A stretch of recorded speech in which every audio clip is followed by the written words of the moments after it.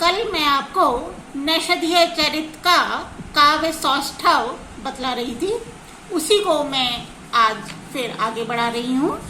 वस्तुतः नैषध में पांडित्य एवं वैदग्ध्य का मंजुल संयोग है। भाव पक्ष भी कम उत्कृष्ट नहीं है। प्रथम सर्ग में हंस का विलाप करुण रस की अजस्र स्रोतस्नी है। यदि कवि ने करुण रस का कोई काव्य लिखा होता तो निश्चय ही वह भवभूति से पीछे न रहता। उनकी उक्तियों में स्थान स्थान पर बड़ी सरसता एवं भव्यता है। उनका मनोवैज्ञानिक अध्ययन बड़ा ही गंभीर है। पद लालित्य तो उनकी अपनी सर्वोत्कृष्ट विशेषता है। कहीं कहीं उनकी वक्रोक्तियां भी नवीनता एवं मौलिकता के साथ चमत्कारिणी है। श्री हर्ष में अपूर्व वर्णन शक्ति है। नैषध चरित्र में वर्णित कुंडनपुरी का वर्णन भी श्लेष की भव्यता एवं वर्णन शक्ति की क्षमता का निदर्शन है। उक्ति वैचित्र्य के तो कितने ही उदाहरण नैषध में देखे जा सकते हैं।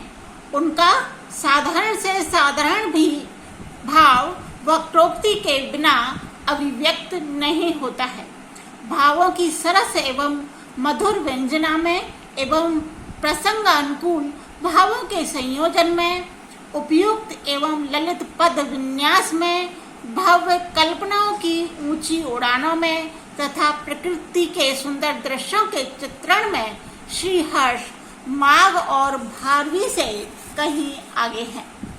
भारवी के काव्य का प्रकाश तभी तक काव्य क्षेत्र में फैल सका जब तक कि माघ का आगमन नहीं हुआ। माघ के आते ही भारवी भी फीके पड़ गई, परंतु नैषध काव्य के उदित होने पर ना भारवी ही प्रकाशित हो सके और ना माघ का काव्य ही अनुरंजक हो सका। पर श्री हर्ष ने अपनी असाधारण प्रतिभा से विद्वत जनों के हृदय को अपनी ओर आकृष्ट कर लिया। श्री हर्ष का नैषध चरित्र मुख्यतः वैदर्भी रीति प्रधान काव्य है। धन्यासी वैदर्भी गुणैरुदारहि कहकर कवि ने भी वैदर्भी रीति की प्रशंसा की है। हंस नल संवाद, हंस का करुणाप्लावित परिवेदन एवं काव्य अन्य ऐसे अनेक प्रसंग वैदर्भी रीति के उदाहरण हैं। पर कहीं कहीं प्रसंगानुकूल समास बहुला एवं ओज गुणमयी गौड़ी रीति का भी प्रयोग किया गया है। श्रृंगार रस के लिए वैदर्भी रीति ही उपयुक्त होती है। नैषध श्रृंगार रस प्रधान काव्य है, अतः इसमें वैदर्भी रीति का ही प्राधान्य है। कवि ने इसीलिए तो अपने काव्य को श्रृंगार अमृत शीतगुह कहा है। वस्तुतः यह श्रृंगार रूपी अमृत के लिए चंद्रमा ही है, क्योंकि इसमें पुरुष एवं नारी का अलोक सामान्य सौंदर्य चित्रण है। श्रीहर्ष में प्रकृति का भी भव्य चित्रण है।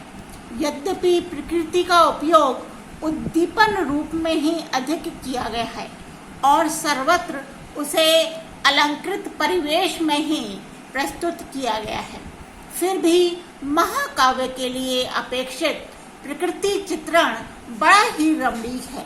संध्या की लालिमा को लेकर कवि की विचित्र कल्पना दर्शनीय है।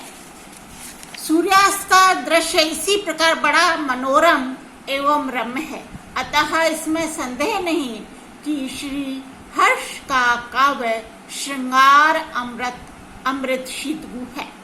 नैषध में अपूर्व लालित्य के होते हुए भी कुछ विद्वानों ने इसमें अस्पष्टता एवं संश्लिष्टता के कारण क्लिष्टता का अनुभव किया है, पर ऐसे कुछ ही स्थान हैं।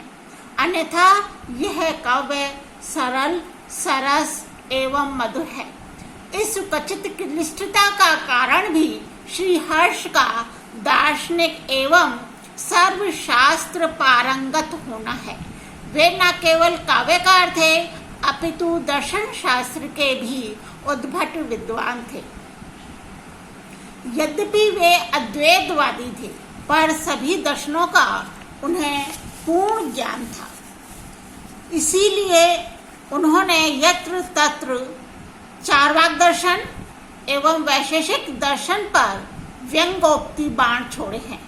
वैशेषिक दर्शन को तो उन्होंने ज्ञान में प्रकाशकारी नहीं अपितु अंधकार निरूपक ही कहा है, क्योंकि इसके आद्य आचार्य अंधकार प्रिय उल्लूक ही थे। अतः उनका विचार भी अंधकार में ही है।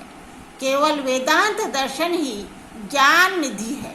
इसी प्रकार गौतम कृत न्याय दर्शन को भी उन्होंने पत्थर के समान निर्जीव माना है, क्योंकि न्याय दर्शन मुक्त अवस्था में प्राणियों को विशेष गुण से रहित मानता है, जबकि वेदांत दर्शन के अनुसार मुक्ति दशा में भी परमानंद का अनुभव होता है। इसी प्रकार की अनेक दार्शनिक उक्तियां नैषध में उपलब्ध होती हैं।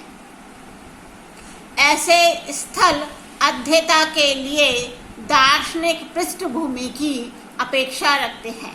इसके अतिरिक्त श्रीहर्ष उद्भट वैयाकरण भी थे। कहीं कहीं उनके काव्य में विशेषतया दशम सर्ग में तो पाणिनि के सूत्रों के मानो उदाहरण ही प्रस्तुत किए हैं। यह भी एक कठिनता का कारण हो सकता है। उनके कुछ वर्णन भी अतिरंजित एवं अत्यधिक अलंकृत हैं एवं लंबे लंबे हैं, जिससे पाठक को कहीं कहीं अरुचि के साथ साथ कठिनता का भी अनुभव होता है। संभवतः ऐसे ही अनुभव के आधार पर यह उक्ति प्रचलित हुई है, नैषधम विद्वत् औषधम्।